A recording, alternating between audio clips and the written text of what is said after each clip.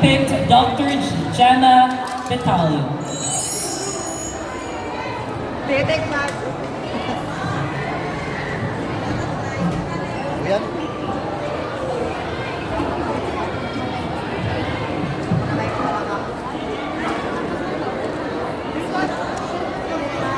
Okay, you listen carefully, contestant number 1. In your opinion, what is the most important lesson that students can learn through participating in sports or physical activities?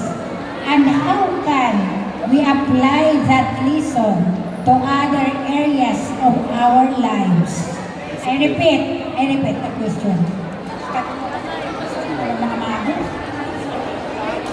In your opinion, what is the most important lesson that students can learn through participating in sports or physical activities?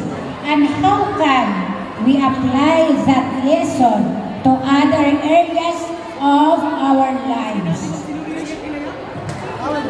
In my opinion, the most important lesson when we participate in sports or other physical activities is that teamwork does the dream work.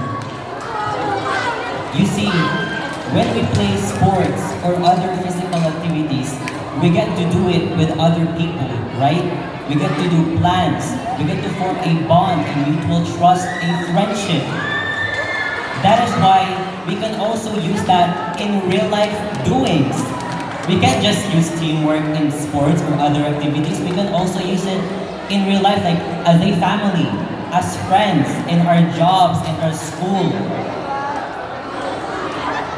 That is why, in my opinion, teamwork is the best lesson that we can learn from playing sports and doing other physical activities. Thank you.